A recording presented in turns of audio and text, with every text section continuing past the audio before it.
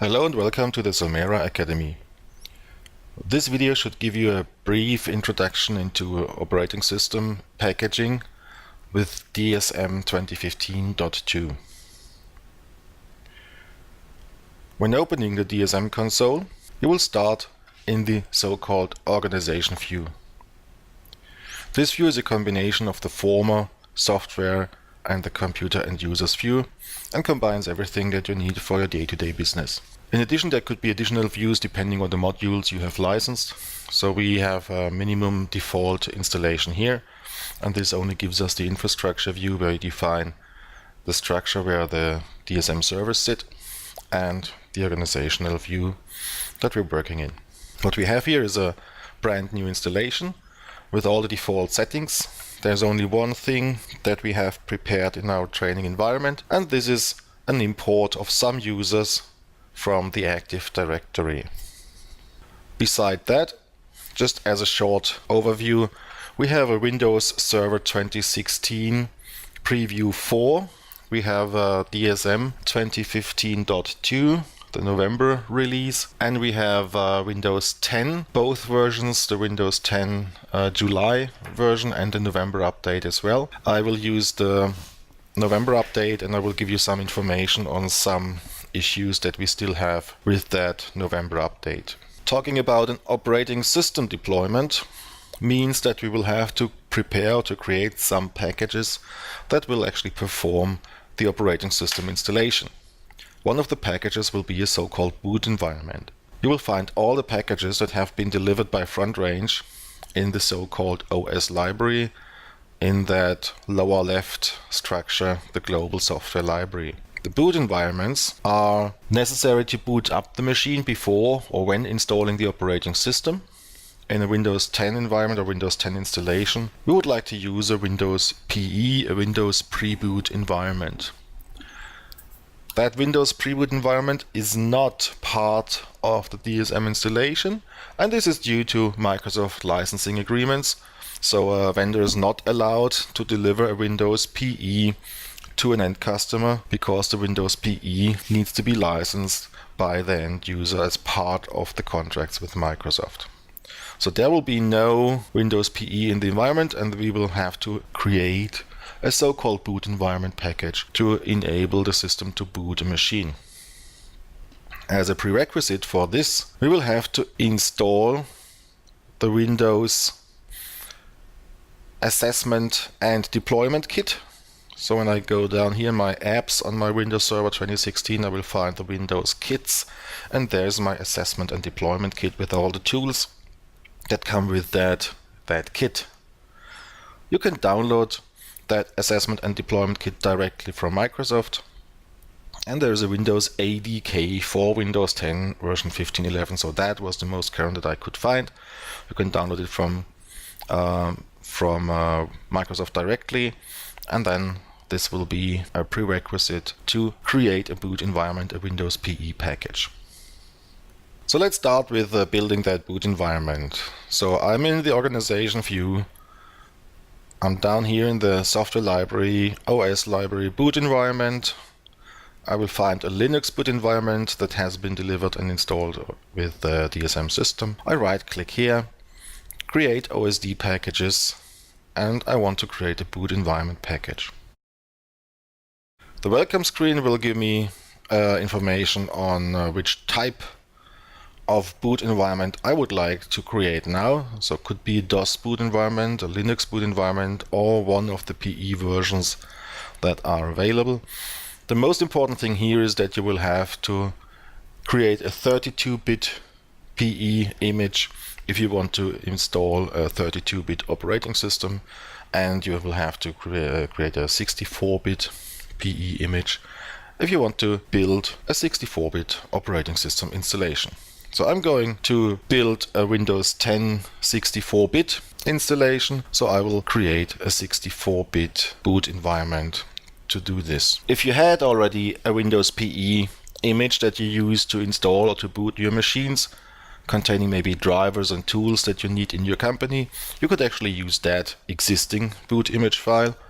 Otherwise, just use the default boot image file that comes with the ADK And that's what I'm going to do now. So that's the selection that I will have to create here. And this is something that I wanted to show you. This is basically a special behavior of Windows Server 2016. Because of the user account control, I have actually to boot the DSM console as an administrator. So I'm logged on here as an administrator account, but that's not enough. I really have to launch the DSM console as an administrator. So right click, run as administrator, and that should be the thing to boot that DSM console. As a second thing, I would like to mention that if you close the DSM console and reopen it, you will be placed in the same area where we have been before, but not exactly the same spot. So we closed the console in the OS library boot environments, and we will restart or reopen the console being located in the global software library, but not in the same folder. So I need to go back to OS library boot environments and then restart the process. And now you will see doing the same things. Right click here, create OSD packages, create a boot environment package, select the Windows 4 64-bit, create a new boot image, click next, and then the dialog works a little bit better, and will be guided to the next step in that wizard. So activate debug window when booting will open a command line window that gives me the ability to enter commands like check existence of text files or something like that. The disadvantage of this debug window is that this window will not be closed automatically during the installation. So actually the installation of the operating system will come to a halt, and I will have to have access to that machine and close that command window or debug window manually. So if you don't need it, please leave that deactivated. Extended logging will write more into the text files onto the C drive, so that will be a little bit slowing down the machine or the installation, but not that much. So you could activate that if you wanted to. And in the 64-bit version only, not in the 32-bit version, allow unsigned drivers. So if I want to add drivers to the Windows PE environment that are not signed by Microsoft, I need to check that box, that checkbox, and then continue here. Next step is pretty easy. Just provide a name for the package and an optional description. So I just remove the new and I'll just leave the name. It's a Windows PE 4 or 5 64-bit boot environment. So that's fine. Click next. And the next step will give me the option to add drivers to the Windows PE. So if you, for example, need to add RAID controller drivers or other drivers to access the hard drive, or if you need special network adapter drivers during the pre-boot phase, during the Windows PE phase, then you will have to add these drivers to the system. So you will have to package the drivers and then add the drivers to the Windows PE. Basically, this is necessary every time when you would have to press F6 to add drivers during a manual installation. So that's pretty much the same thing in here. So I don't have that. I don't need additional drivers in my virtual environment. So that's fine. I can click next. And beside that, I haven't packaged any drivers so far. So this is a clean installation. Nothing is available there beside one pre-packaged driver from Heat Software. What happens now is that the default boot image, the WIM file, will be mounted into a folder on the workstation or the machine where I'm working on, and then the tools, the scripts in the background will add tools and executables and additions to that Windows PE that we need from the DSM side, and then this folder will again be packaged or exported into a WIM file, into a boot image, and that boot image will then be part of my boot environment package within DSM. So this takes some seconds, and we'll just wait for that process to finish, and then we can continue working on our Windows 10 installation. After the package has been created, we will see the completed page of the dialog that just gives us the information package has been created successfully. As this is the first package, the first PE4 or 564-bit package in our environment, the checkbox down here is activated by default.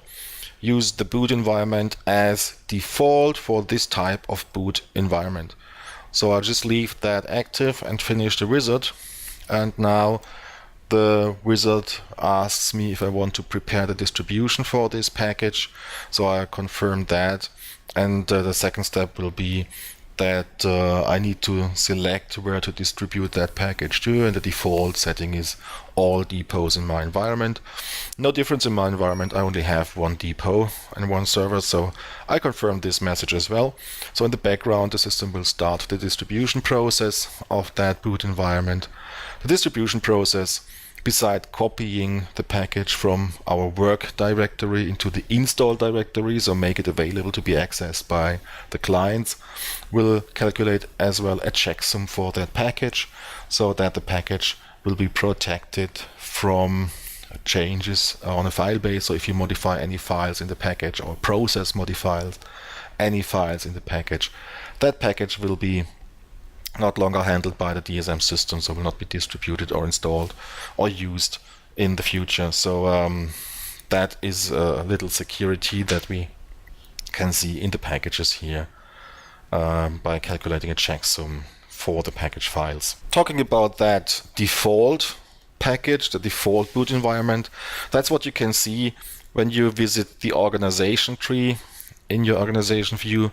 So clicking onto managed users and computers, and then we can go down, and that's active here in my environment already. So we have the configuration tab down here, and we scroll down a bit, then we will find the settings for the default boot environments that we want to use, and we can see that the Windows PE 4564-bit boot environment, that is the package that I have just created, and this package is listed here as the default package that we want to use if any other package asks for a Windows PE 4564-bit boot environment.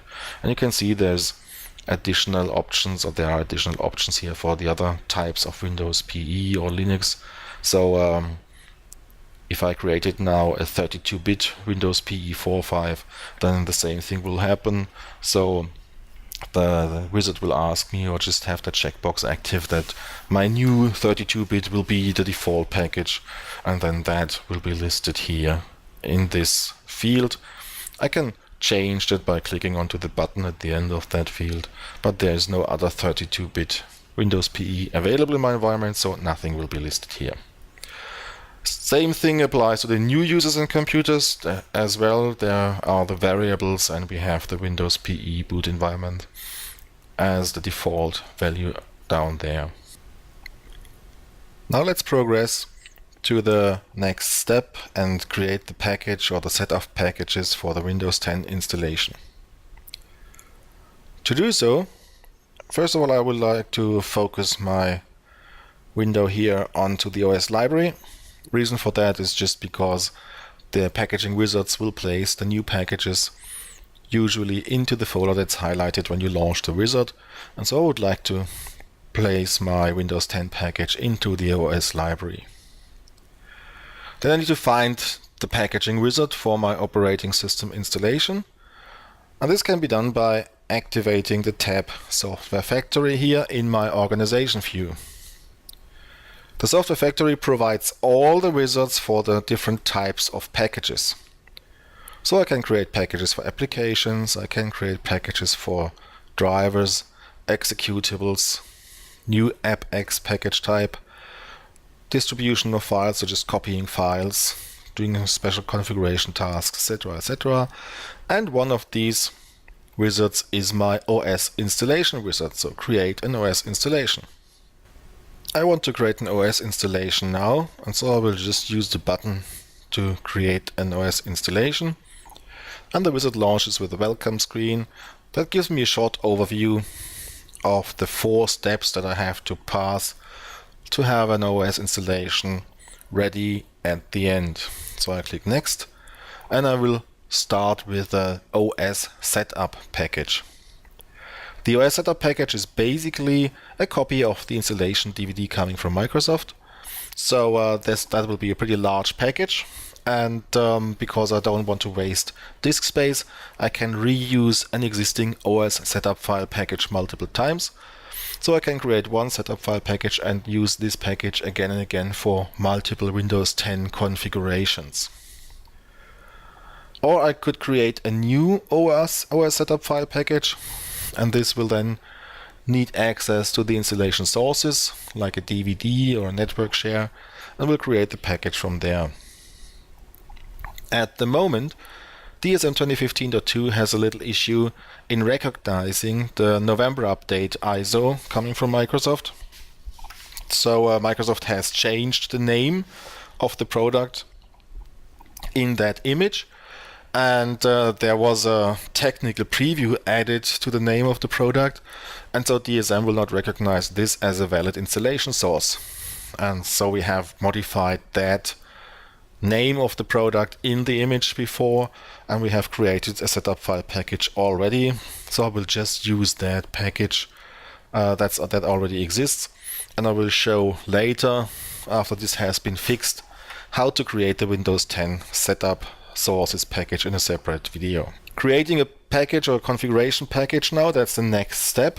So the setup sources package was just added to my set of packages. If I had created a new setup sources package, there would have been the entire copy process of the DVD into my package directory. So now I'm in the next step, and I want to create an OS configuration package. So that configuration package actually links to the setup sources and contains the entire configuration for the operating system, meaning all the settings like time zone, domain, local user accounts, etc., that will be part of the configuration. And this configuration package will then actually launch the setup of Windows on the client computer later. These configuration packages are based on templates. At the moment, there's only one template available for the sources I use. So this is an enterprise version of Windows 10, so that will be a domain configuration. There could be additional ones, so Windows 7, for example, will show a work group and a domain template, and you can add your own templates if you want. So just confirm that, continue with next, and then we just have to select a name for that configuration package. So that will be Windows 10. The version number is not the Windows version, this is the version of DSM used. So the 2015.2 internally is a version 7 Service Pack 3 build 3181. So this is the internal versioning of DSM or Heat Client Management. So name of the package is okay. And now I have to select which type of boot environment I'd like to use. So I mentioned before that for a 64-bit operating system I should use a 64-bit or have to use a 64-bit Windows PE, and so I would like to just select the type of my Windows PE, and the only selections here that I have are indeed the 64-bit versions of the Windows PE boot environments. So I have created the Windows PE 4 or 5 64-bit before, and I will be able to select this now here and use that for my operating system installation. If I want to be able to modify this selection later when creating a policy, so when assigning my operating system to a client or a group of clients, then I should activate that change via assignment. I will do that for the moment just for demo purposes. I think we won't need to do it in a productive environment, but it's an option that we have. Within my configuration package, I will have some variables and parameters that I can preset or then select later when assigning the package, so when really using the package to initiate an installation. So I will select the full name, which is Solmera Education. The organization name will be Solmera. Product key, I will leave that empty for the moment. Password for the local administrator. so that you know that password as well. And the more important settings here at the bottom of the screen or of that list, it's just the administrator. So you don't have to use an administrator account here, especially not a domain administrator, but you need to add an account that has the permission to add computers to the domain. So in my case, I actually will use the administrator. And you should make sure that you have no typos, neither in your account name, domain, or the password. Other than in most of the password fields that you will see in DSM, there is no double check or no double entry of the password. It's just adding it once, and that's it. So if you have a typo in the password or in the administrator account name that you want to use, then the system will not be able to join the new computer to the domain. So the domain will be soloedu.local. So that should be okay. And this creates my configuration package. I'm done. And now, as a next step, I can create an OS installation set from that configuration package, or with that configuration package. So when I finalize that step in my series of wizards, I will just end up with the last wizard to create an OS installation set. The values here are not changeable because this depends on the setup sources package that I have selected, and that is part of that package, so I cannot modify that. And I can select a name for my Windows 10 installation. Unfortunately, the source that I have is a German one, but as we don't want to use the Windows 10 client, we just want to show you how to install that. I haven't downloaded another ISO again, so that will be a German installation indeed. And we will end up in this list here. So actually our OS installation is a set of 4 packages. 3 of these packages have been delivered or installed with DSM. So the partitioning and formatting package for multiple platforms has been part of the installation, and I haven't created that now within that wizard. So basically that has been there. The only package in this list that I have created and generated during the wizard is my configuration package. So this is the package that I actually have created now, and this links to the setup sources package, and the other packages are default packages coming with DSM. So the Windows client installation after the Windows installation itself, and the default post OS action package that does some cleanup and deletes temporary files, etc. So that basically is the order that we want to see. Please be careful when working or moving your mouse around on that screen here, because drag and drop is working in that list. So if you drag your partitioning and formatting package down to the end of that list, and then you will see that the installation order will basically change automatically while you move that around. So when you place your partitioning and formatting at the end of that list, DSM will exactly perform the scripts in that order. So we'll perform a Windows 10 installation using the configuration package, then install the DSM client, then does the cleanup and deletes the temporary files, and after that it just destroys the wonderful perfect Windows 10 installation by partitioning and formatting the disk again. So be careful, and I should move that up again. So that's fine in that order: partitioning, then installing, and then doing the client installation and the cleanup. And this actually is everything what you need to build an OS installation set. So let's check our packages again. Going to the OS library, make sure that you have the Objects tab active here. And this is our Windows 10 Enterprise OS installation set. The OS installation set is just a container that holds the components that I want to use. So there's no file, no directory for this package. This package exists only in the DSM database, and it just links to partitioning, formatting, configuration package, client installation, and our default OS package, post OS package, sorry. The setup sources package has been there already, so this is my Enterprise German version 2, so the November update for Windows 10, and the only package that's really new is the configuration package in my environment. Whenever I create new packages, I need to make sure that they pass a distribution process. So for a new package, like my configuration package, I have to select the Prepare Distribution entry in the context menu. So this Prepare Distribution will do some activities on the package, including calculating the checksum for my new package. So that's necessary to make that package a valid DSM package. And the second step will be the distribution setup.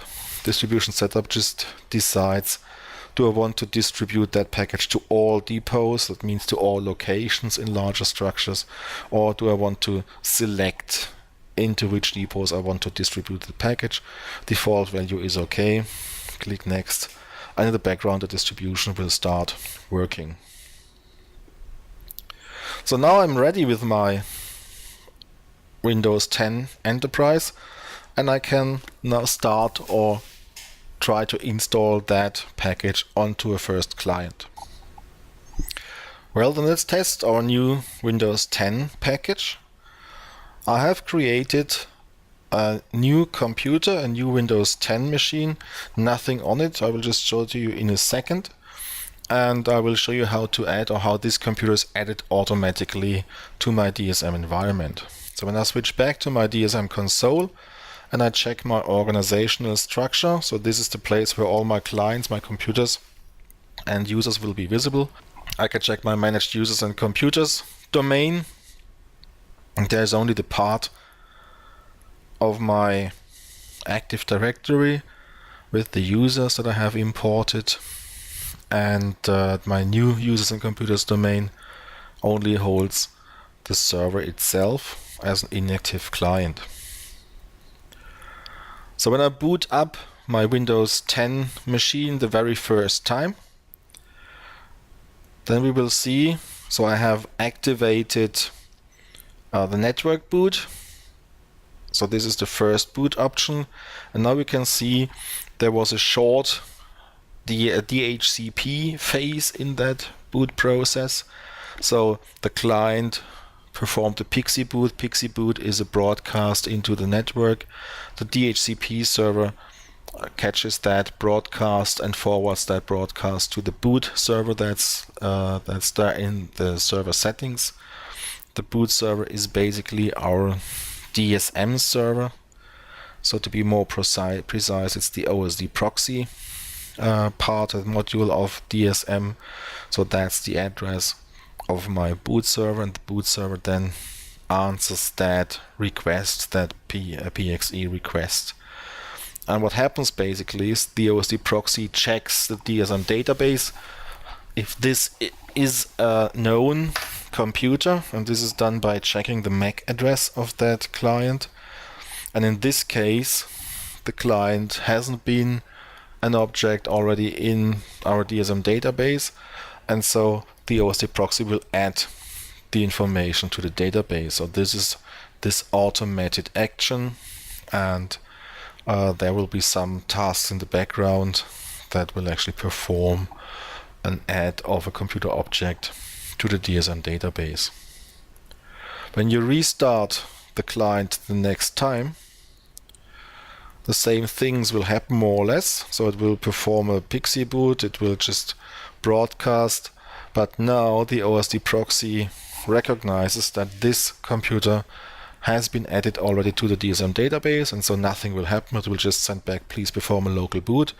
And here you can see again, there's nothing on the hard drive, so no operating system found, and nothing will happen. The client will just stall here and stay at this point, and I will have to reboot that client manually later to initiate the OS installation. When I now check again my new users and computers domain in the DSM console, then I will see a new entry here with the MAC address as the name. It's a computer, it's inactive. I can check the properties here in the right tab, will be the same here the properties down here. So, but I like that view, that tab more here because it's just longer, so I don't need to scroll that much. And we can see that there's not too much information here. The last modification date, the name is the MAC address, the full name, complete name, the type, it's inactive by default, but that's something that you could modify in the system. The initial MAC address and the SMBIOS global unique ID, and that's the information that we can get at that very early stage when booting a machine. So what I want to do now is just to rename that computer. That will be my Win 10 English demo computer. So I just can rename the client here, the computer here, by pressing F2 or right-clicking and selecting rename in the context menu. And just because I like it more, I will drag and drop that computer into my managed users and computers domain, and as soon as I release the mouse button, I have the choice between move and copy. So I moved that machine, and now I have a new computer here, Windows 10 English demo computer and inactive. To be able to install my operating system onto that computer, again I need to right click that computer and activate this computer.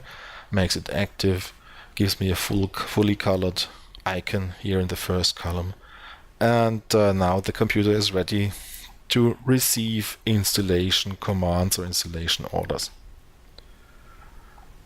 So that's the preparation. What I need to do now is I need to select my Windows 10 package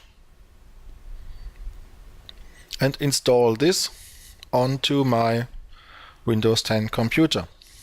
So go down here. Each and every package in the DSM system has a so-called life cycle.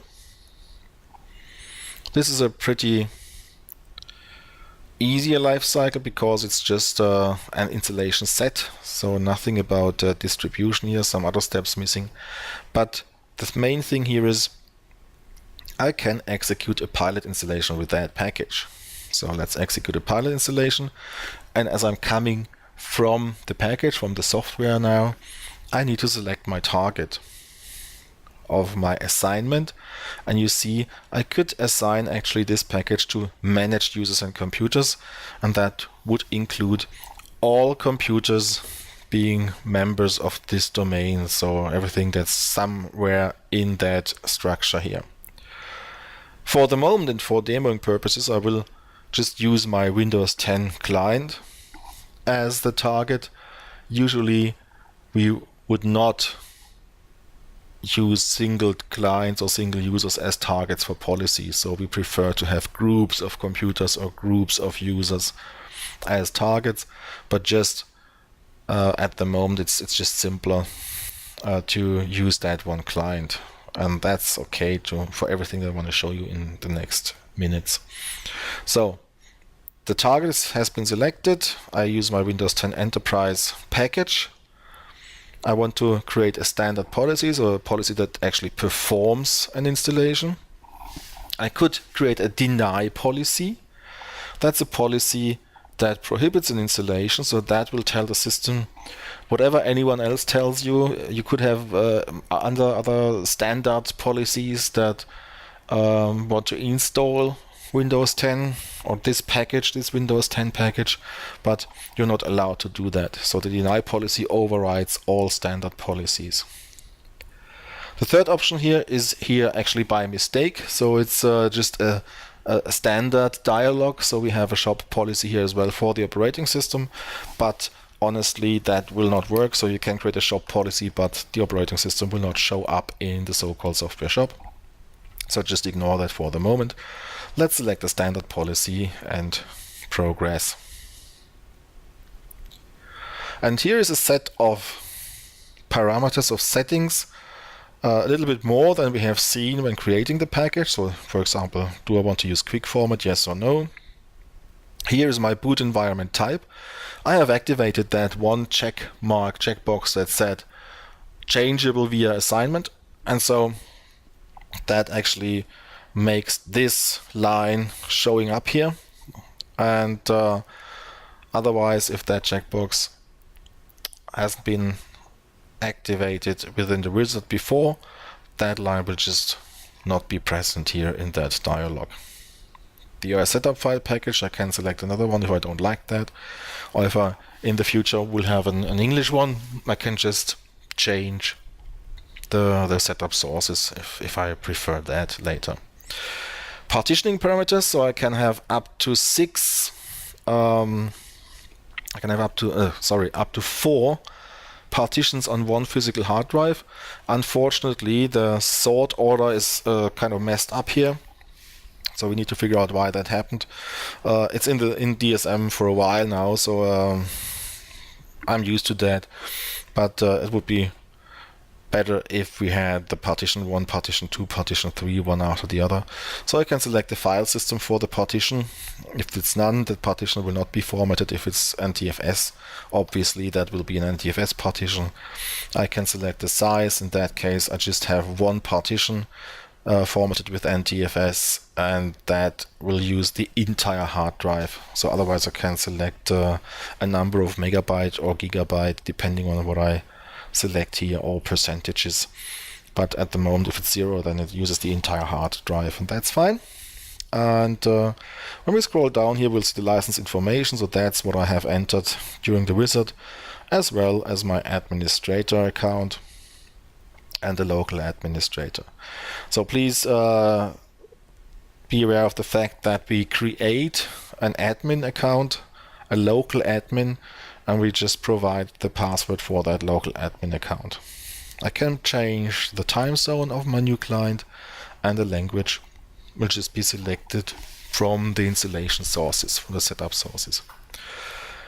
So this creates a so-called policy, and in the background, the DSM server, or actually the business logic server module of DSM, will check members of groups and will check how many so-called policy instances can be created.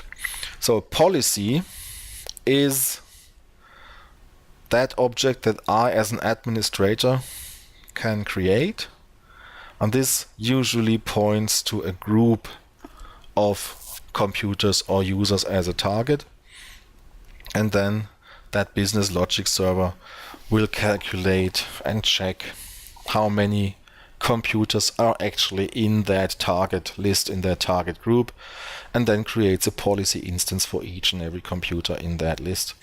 So in my case, it's just one computer as in the policy as a target, and so there's only one policy instance down here, so that's all fine.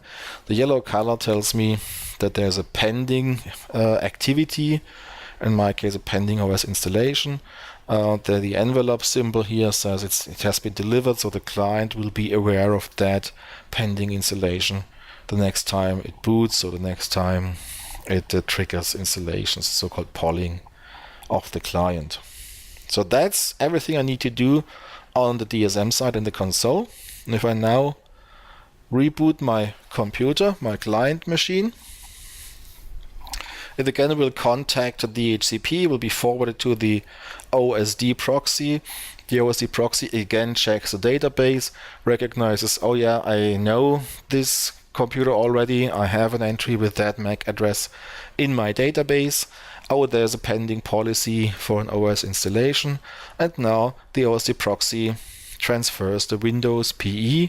So this is my boot environment package, and now Windows PE comes up and launches, and as soon as Windows PE will be up and running, then we will start executing the scripts, the packages that build my OS installation. So first of all, we will see some communication between the client here and the DSM server, and then it transfers the first package, and the first package is partitioning, formatting the hard drive. So this is what happened now, and now I just wait some seconds, and then it will receive the next package from the DSM server, and the next package will be the OS configuration package that links to the setup sources and initiates the Windows 10 setup. And that's exactly what happens here. So setup launches, setup will be executed, all the necessary information will be in the answer file, and at the end Windows 10 will be available on that client. So we will pause the video for the moment, as we assume that everybody has seen a Windows 8 or Windows 10 installation already, and we will return as soon as the client is available. And after a while, as we can see here, the client appears to be successfully installed. We can log on to the domain with an account. We can select another account. So of course I have checked that before, but this is the brand new installed client. So we will just be able to log on to that client, to the Windows 10 machine, and joining the domain was successful as well. So that looks pretty well, and we should see the desktop after a while. So with the very first login, that's what I just wanted to skip. There's some hello messages and we're configuring features and all that type of things.